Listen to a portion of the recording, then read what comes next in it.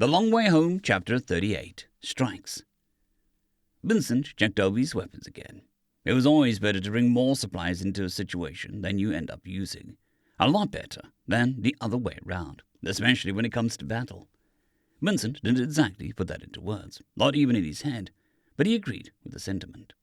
They'd dealt a precipitous amount of violence, and in the 36 pirates they had seen, a dozen wouldn't ever get up again. And except for the captain who had fled, the rest had severely wounded. Some had bullet wounds and from Vincent's carbine. Others had their flesh rent by the chief's shotgun. And a few had shrapnel wounds where 2 had merely been knocked unconscious when Vincent dropped a boarding ramp on them. Which was better fare than the other 3 who'd caught the slab of metal, as they were among those who would never rise again. For those wounded, the chief had used suture pods, trauma gel, and even anesthetic where appropriate, as Vincent stood vigil over him against a counterattack. They found some Terran adult, at any rate, sized MCAS units in the first aid kits, and they were handy restraints for 10 of the more severely wounded pirates, while zip ties would do for the rest. Vincent herded the walking wounded, a mere half-dozen pirates, into an airlock and disabled the interior controls, and set it to quarantine mode. So if they tried to hotwire the inner door, it would automatically jettison them.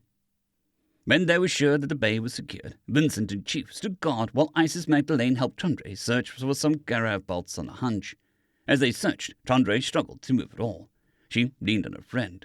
Her breathing came in heavy gasps. Vincent found her willingness, or rather her perseverance, in Terran standard gravity to be admirable. Vincent reminded himself to tell her that it was an impressive thing to do later. Seeing her struggle, the chief said, "You keep watch," and helped them.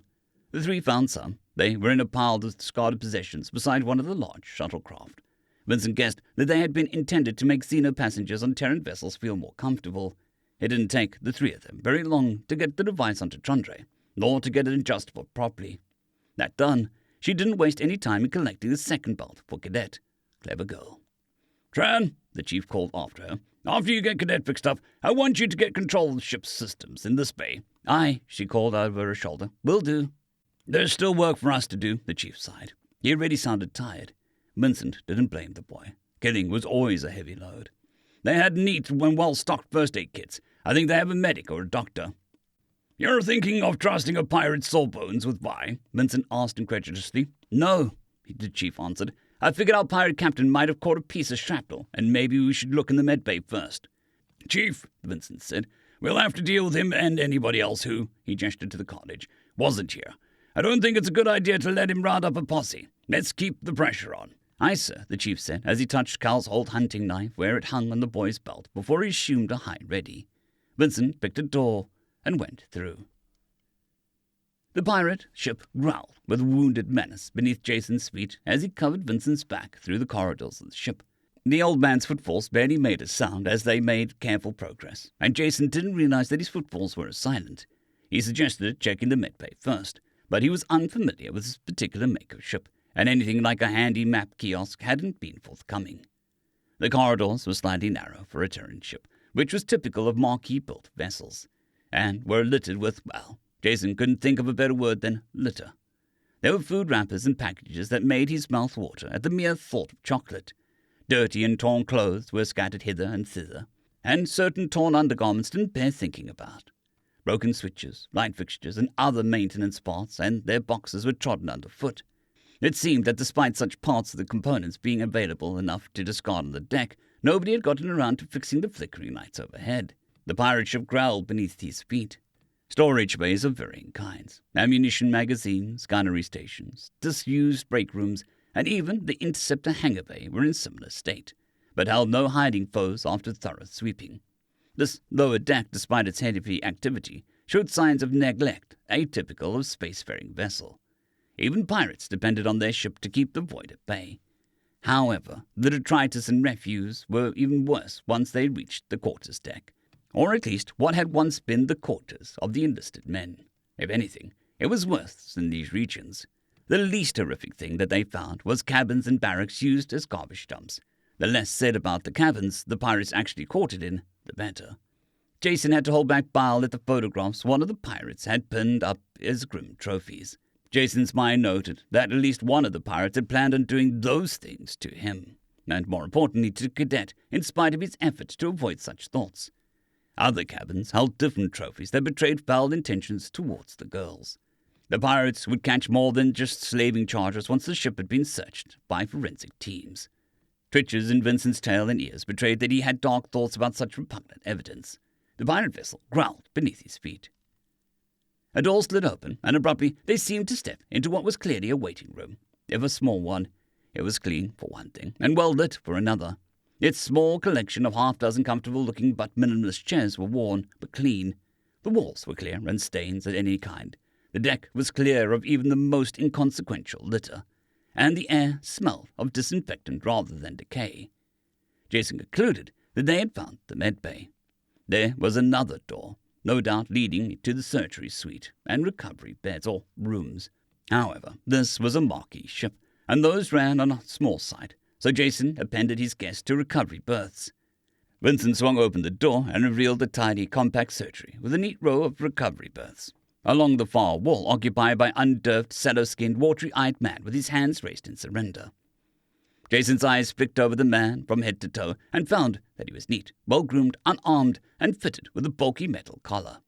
He had some thoughts on that collar, but he decided to keep his eye and shotgun trained on the door leading to the little waiting room and let Vincent handle the man. "Who the hell are you?" Vincent growled. "Commercial English, Halcoven," the man said with a thick Germanic accent. If Jason had to guess, he'd say Mono-German, the ridiculous language that was just the same stupidly long compound words repeated over and over again with different inflections. "My name is Dr. Siegfried Karg. I am not a pirate." "I guessed that from the bob around your throat," Vincent said dryly. A glance showed Jason that he didn't lower his carbine. "But this does not mean I am safe. I see. What shall I do to not be shot? I have practiced at doing what I am told to keep mine head," the Dr. Karg said with the calm of a man used to having his life hang in the balance. "Start with telling me whether you've treated a pirate captain. He's a black human. His face is like a skull. Ran away with his prey fought back." Vincent nearly spat at the surrendering doctor. "9. He did run past the door, though, or at least the body of the captain uses run past the door." "What do you mean?" Vincent pressed, and Jason sensed that Vincent had closed the distance to loom over the captive doctor. Jason didn't turn to watch. He had a job to do. "I mean, the true captain is hidden away in the captain's quarters, and that the black man is merely a puppet," Dr. Karg answered. It didn't sound to Jason like the man thought that he was under any more pressure. "You keep the med bay tidy," Vincent mused. Jason didn't quite understand why Vincent had suddenly changed tack until Dr. Cragg replied, "Yeah, I can have a little humanity. A Terran should thrive." "Humanity. There's a young Rattray girl in our ship in the hangar the pirates use for their small catches. She has a spinal injury." Jason chanced a glance to the surgery and found that the doctor's face fell suddenly. But Vincent pressed on. "Soon, Second Star Rapid Response Group destroyers will be here. Since your captors bit off more than they know, I want you to get her ready for transfer." "You, Republic?" the doctor asked, clearly surprised due to Vincent's accent. "Not me," Vincent sighed. "But even I can admit nobody in the CIP will be here sooner." There was a short beat of silence before the doctor said, "This I can do," the captive doctor answered. "However, there is a small issue of the collar." "My cousin Chandray will get that off for you," Jason said, not taking his eye off the fetid corridor. "It looks simple enough that I could handle it with the right tools, and she's practically a genius." "Chandray? This is a Star Sailor name, but you say your cousin." "It's been more than a century running on 2, and you think folks be used to how we adopt people and families by now," Jason muttered, surprised that he could be exasperated by an old annoyance in these circumstances. "Describe the true captain," Vincent demanded. Without hesitation, Dr. Siegfried Kahn answered, "A pillar of soft tissue covered in chitin supported by 5 crustacean or insectoid legs. It has 10 eyes and encircled what I've called its head. I believe that it controls the man Kana through the parasite embedded beneath the skin at the base of the skull and down to the nape of its neck. The captain has told me through Kana on repeated occasions that it regrets that I'm too old for a similar implantation."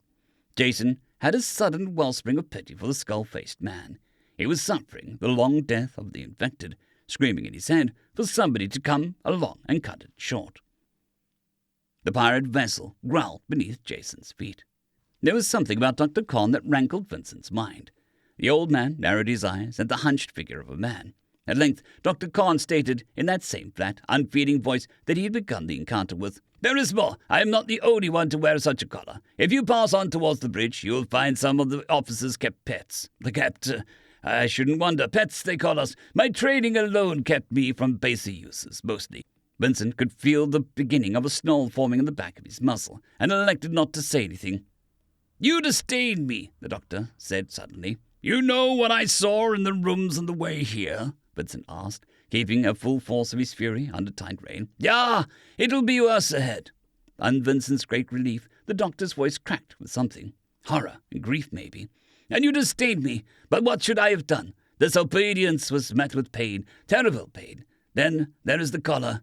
I would have died. Yes, Vincent snapped. You would have died a man, a Terran, at least. What are you now? Alive. Are you? Vincent asked, and Dr. Khan suddenly couldn't meet Vincent's gaze. He could see he wouldn't get an answer out of him. So he said, Get to the hangar and see if you can start living again.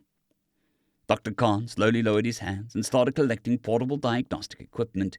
His eyes splitted to the chief's back, and he pitched his voice low for Vincent's ear alone. What you have seen is bad enough. There are things the boy should not see. But the painted woman did to young boys, for one. He is hard for one so young, I can see. The shrinking doctor shivered, but nobody can unsee. If you mean the crazy woman with no clothes and covered in dried blood, I put a shot through her left shoulder. She's with the walking wounded in the quarantine airlock, Jason said with a subtle rolling of his shoulders. He was probably imagining what such a woman liked to do with young boys that was worse than the photos in the room they had already cleared. Is there anything else? Vincent asked coldly. Yeah, how many did you do what it is you do? The total crew, I think, is 40. I do not care about them enough to keep track. Sometimes one dies, sometimes one joins. There was a call for support with that thing that controls Connor goads the pirates to more and more depraved acts. I believe it delights in such things, in torment to victims. But I digress. There are some officers who don't do their sporting with children. They have more violent tastes. Let him through, Chief, Vincent rumbled as the doctor bustled towards the door. The chief stepped aside. His eye followed the doctor down the corridor for a few seconds. Not everybody can take courage. Not all courage is for fighting, the boy said of a sudden. He belongs behind the line, far away from ships like this. So do you, Vincent remarked as he stepped out of the tormented doctor's oasis of order. For 7 more years, anyway. The wheel turned to the chief's side as if that was an answer. Maybe it was. Let's press on, Vincent said. 5 or 6 on the loose, if that doctor's count was right. There was a dining room on a galley separating what was once the enlisted quarters from the officers' quarters. A lot of smaller military ships didn't have separate dining rooms for officers and enlisted. It was a material and space-saving measure. The smells of decay were worse here, as if nobody bothered to clean the galley or clear out the garbage. From the sight of the place, it was probably the case. Vincent's ears twitched, catching something rustling. Even such a filthy ship wouldn't have a pile of garbage in the middle of a room, not a large, obviously well-trafficked room like this. Vincent leveled his carbine at it and signaled the chief to circle around the wall to prevent a less clustered target. The boy's feet made hardly a sound, and he'd obviously caught on to Vincent's attention. Once the chief had a fine firing position across the room from him where he could fire upon the garbage mound without hitting the old man, Vincent held up a fist to tell the boy to stay put, and he said, Yeah, I will be fine on my own. You go back and see if you can find anything useful. Then he made his boots clump against the floor plating, as if he was walking deliberately close to the heap. When he was an arm's length from it, a shaggy, unclothed, white-furred doggo man burst from the garbage with a heavy shock rifle ready trained on Vincent. The arcing electrode patch hit Vincent in his chest, but the ballistic weave of his adaptive camo suit shrugged off its ring of penetrating barbs. The ambushing doggo had just enough time for his cruel eyes to widen in shock before Jason's shot removed most of his head. However, there was a resounding crack, and Vincent's suit saved his life, but not his ribs, as a 9mm bullet struck his back. He spun to his right and brought his carbine to bear on the general area where the shot had come from. A 4-round burst stitched a line across the wall, but the second to last struck somebody. A thin human woman in a suit like his. However, chance had been with him. His bullet had struck her right hand.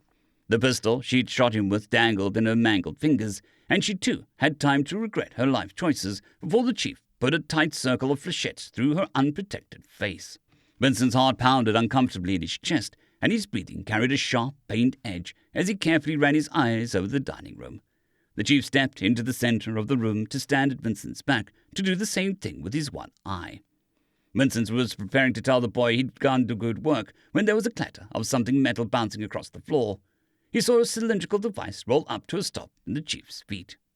There wasn't a moment's hesitation. One moment the chief was looking at the canister bouncing off his shoe. The next he was borne down on the floor under Vincent's protective hulk. There was a flash, the smell of ozone, and a painful tingle ran through Vincent's body as he realized it wasn't a frag. "Ouch!" Jason moaned as Vincent slowly pushed himself up off him. The old man was heavy. Once he was free, Jason pushed himself to his feet and checked his old R&I surplus boarding shotgun. Its readouts were dark, and he took aim at one of the corpses and pulled the trigger. Nothing. "Fuck!" Jason cursed, and when he saw Vincent's raised eyebrow, he said sheepishly, "Don't tell Nana." The pirate vessel growled beneath his feet. "We just got our guns, Pride," Vincent said as he pulled a revolver off its magnetic holster. "As well as my adaptive camo." He held the handle towards Jason. "And you're worried I'll tattle to your Nana about your potty mouth?" Jason wrapped his hand around the revolver's handle to take it. Then he popped out the cylinder to check the chambers. 6 shots. "Does it help if I remind you that folks call my Nana and Pop-Up the hammer and the anvil?" Vincent drew his remaining revolver with the words, "I just don't know why you'd think I'd tattle." The pirate vessel growled beneath Jason's feet. Jason's right hand found the deer horn scales of Cull's old hunting knife before he snapped the cylinder closed and gripped the heavy pistol with both hands. "You'll understand better once you meet her." Vincent dropped into a ready stance and held his revolver in his right hand. Jason figured that he was confident with the weapon.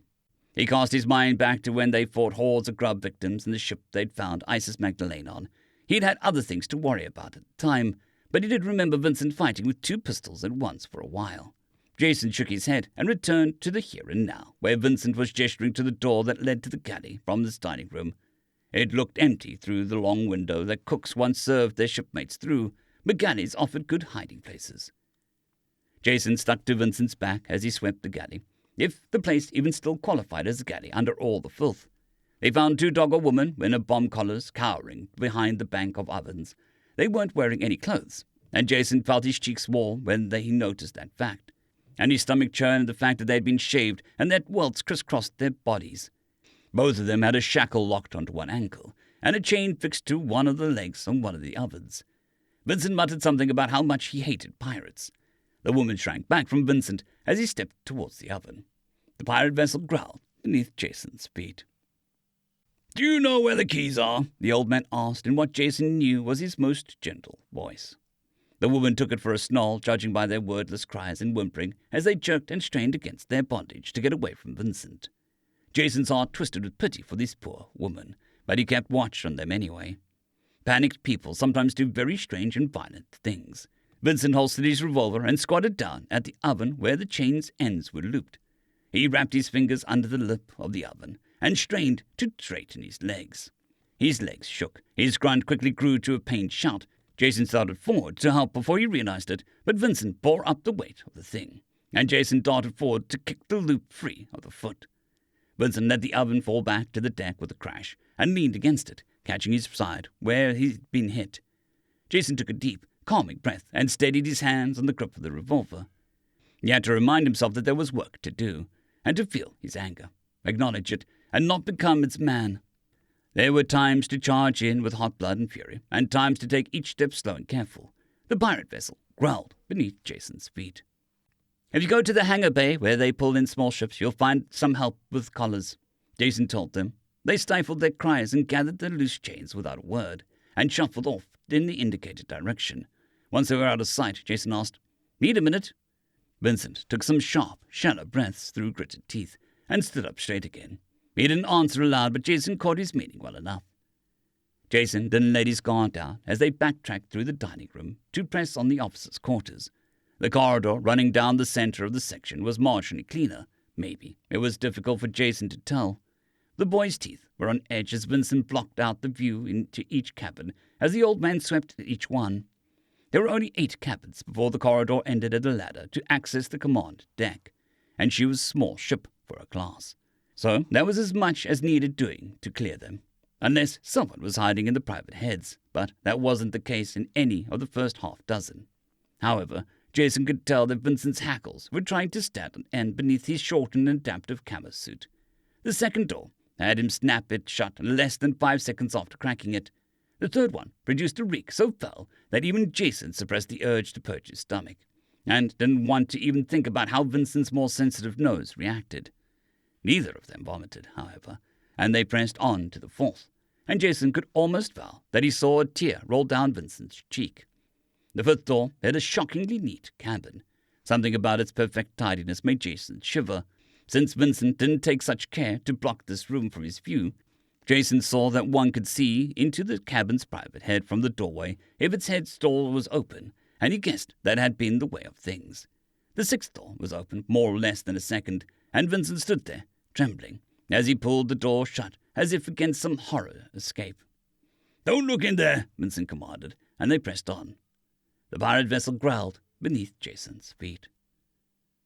Connor laughed inside his own head. It was a ragged, wild thing, full of untamed hysteria and resurgent hope. He screamed too, of course, since the thing that puppeted his body sent pain to every last one of his nerve endings through the parasite embedded in his neck. He was afraid. The thing that had tormented him these long years was finally afraid of something. So he laughed at it, trapped inside his own head, passenger in his own flesh. What else could he do? "You didn't believe the reports you read with my eyes," Khan jetted it. "Now they're coming for you. For you!" Khan's body was racked with pain yet again, and he felt his own voice cry out involuntarily. It made him laugh all the harder. The thing made Connor's body prepare to strike with a brutal plasma axe, a simple solution to a thorny problem. How do you fight someone in close quarters when they wear power armor? A plasma cutter with a long handle, of course. There was more to it, but Connor didn't understand it. And the thing that controlled him didn't believe the power armor was as prevalent as the pirates said. Connor didn't know if that was true either, but that was because he'd been away from Terran space, or at least its civilized regions, for most of his life. It reminded Connor that he would die if it or the parasite were killed.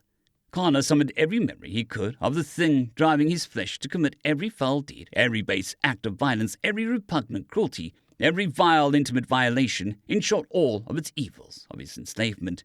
Then he let his longing for the sweet release of death flood the whole of his consciousness, along with how long he's cherished that exact hope. Connor could feel the thing shudder, or at least a human that frightened would shudder. Connor's body was poised to bring the brutal tool down on whatever entered the captain's cabin first, and he longed to be able to look at the thing cowering in the corner and smile. The thing reminded him of the times his voice had goaded the crew to ever deeper depravity. It reminded him of the hundreds of victims his own hands had passed on to the painted woman, to the gentleman, to the others. The thing tried to crush Connor under the image of a gentleman putting 2 clean shots into the back of his hero's head. Then why are you afraid? There was a flicker of movement, and Jason halted with a revolver aimed down the corridor before him. He felt malevolent, calculating eyes on him. Vincent noticed Jason's halt, of course, and he halted as well. Jason didn't turn around to see what the old man did, but he figured that he'd been watching his back. There was something wrong with the wall about halfway down the corridor. If somebody asked Jason to describe what it was, what he saw that made him think so, he wouldn't be able to put it into words. He took aim. The revolver bucked and roared in his hands, and the bullet struck something unseen before the wall. 5 shots left. The pirate vessel growled beneath Jason's feet. The air where the bullet had struck appeared to shatter before it turned to the primary colors of a broken screen as a big kitty man tossed it away. He was tall and thin and had orange fur beneath his fastidious tweed suit. He bore a derby cap over his laid-back ears, and a half-moon spectacles perched on his flat, snarling muzzle. And more importantly, he was taking aim with a magac above Jason's head. Jason didn't hesitate. He squeezed the trigger again, and the enemy's amber eyes widened as the hammer of Jason's revolver drew back, and he shifted his body to Jason's right to attempt to bring himself out of Jason's line of fire. The revolver bucked and roared again, and the boy leaned forward against the recoil. Jason's mind noted the patch of material missing from the back of the man's suit jacket as he shifted his aim again for another shot. 4 left. The pirate vessel growled beneath Jason's feet. Jason saw the enemy shift his aim towards himself, and he led his shot before he squeezed off another round. He heard Vincent's gun roar twice above and behind him. 3 shots left. Jason felt the air stir in the passing of something past his left ear. The big kitty grimaced and sprung the other way, to Jason's left, and through the door into one of the cabins. Jason had already sent another shot ricocheting off the door jamb. 2 shots left. Vincent's gun had roared another time as well. There was a spattering of red blood down the corridor behind where the enemy had stood. Jason started forward without a moment to lose. He felt almost like Vincent's fingers had brushed his shoulder, but he was focused on eliminating the threat. He took cover along the wall to the right of the doorway, knelt down and slowly peeked inside. He regretted still having one eye instantly. There were more enslaved people inside, not much older than himself, and he was sure that they'd been screaming if they could. His young mind could not encompass such horrific torture, and there was work to do besides. Jason shocked himself with how easily these poor people became just another part of the horrific ship. The fastidiously dressed man limped into the head. Jason took aim. The muzzle sight wouldn't line up with the rear sight properly. He squeezed the trigger. The revolver bucked and roared. Sparks flew. Last shot. Jason squeezed the trigger. The gun bucked and roared for a last time. Blood splattered the cabin's head. The empty, smoking revolver clattered to the floor. Jason realized that he hadn't pushed what he'd seen within the room away. He turned away from the sight and leaned against the wall. His breathing came in shuddering, heaving gasps. His eye rolled in its socket. His heart broke against his ribs. The pirate vessel growled beneath Jason's feet. Jason felt rather than heard Vincent stride into the room with grim purpose. He heard Vincent's revolver report thrice. When he returned, Jason felt a calloused hand on his shoulder. "I finished him off. You don't have to go in." "Jason, they can still be helped. I'm sorry you had to see that, but remember, you already called for help. It's only a matter of time, and they'll get medical attention." How could somebody? I never," Jason whispered. "Jason," Vincent snapped, and Jason swallowed. "We're not done yet. Our family isn't safe. I still need your help, Chief." "Aye, sir," Jason shakily said, as he stood on legs as shaky as his voice. "Job to do." The pirate vessel growled beneath Jason's feet. The chief stood on shaky feet, and the magac felt small in Vincent's hand. It was one designed for concealment, and its ammunition was meant to fragment on impact. A weapon used for personal protection by the upstanding, for assassination by the wicked. It had a tiny block of ferrous materials loaded in it, and the would-be assassin had usually shot Vincent's adaptive camo suit a dozen times in the brief gunfight in the corridor. It had only 2 shots left by the readout, and Vincent couldn't stand to be in that room to search the corpse for a reload. None of the reloads he carried for his own magax would fit into the still-functioning one. It would have to be enough. There was a sound of metal scraping on leather, and Vincent saw the boy steady himself somewhat. Carl's old knife was in the chief's fist. Vincent saw the point was steady. "One door left," the chief murmured. His voice sounded hollow. Vincent didn't like that sound from the chief. Vincent put his hand on the handle, turned and pushed. There was a whooshing sound, and a tightly channeled beam of plasma flashed across the doorway and severed the chunk of the door itself. Evidently, the true captain had expected him to barge in full of foolhardy fury. The skull-faced man's cold skin glistened with sweat, and he reeked of pain in Vincent's nose as he pivoted unnaturally to execute a backspin with the plasma axe. Vincent could hear the tendons popping in the man's leg. He stepped back from the poor man and took aim, and squeezed the trigger. The weapon clicked, and chance was against Vincent. Instead of hitting the skull-faced man's heart, the shot hit the plasma axe just below the lower emitter, shorting it out. The anti-power armor suddenly became a very hot club that collided with Vincent's right ear and his skull below it. The old man staggered beneath the blow and managed to point the business end of the magac to his foe and pulled the trigger. The weapon clicked, and blood splattered the floor. The foe staggered now, and blood ran from the wound in his right thigh. Vincent dropped the enemy weapon and drove a fist into the foe's abdomen to force the weight on the wounded leg. The man staggered, and Vincent pursued. A very hot club pounded on his left side, putting strain on his cracked ribs. A grunt escaped from Vincent, and he threw himself at the enslaved man's midsection in a flying tackle that brought both of them down to the ground. Vincent was dimly aware of the chief's footfalls moving past him. He heard the very hot club whipping through the air again, but it never connected. He heard the chief grunt, and Vincent slammed a knee into his foe's wounded leg. Something jerked the pair off of them, and there was the sound of something long and metal clattering away from them on the floor.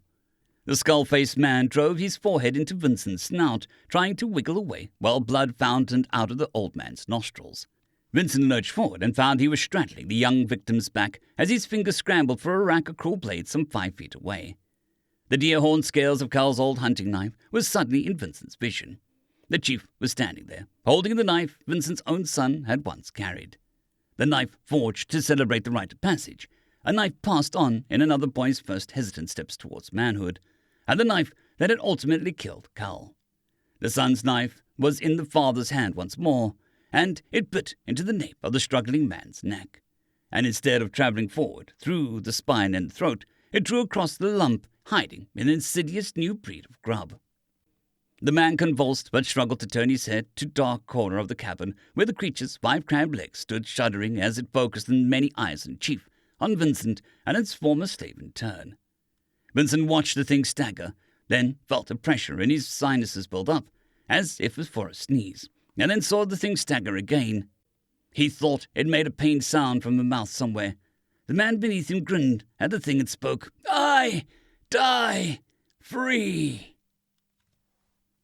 End of chapter.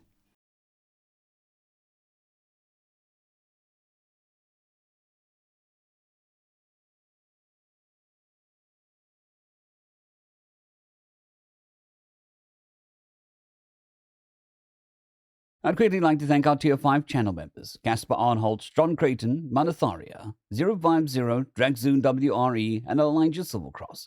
Thank you very much.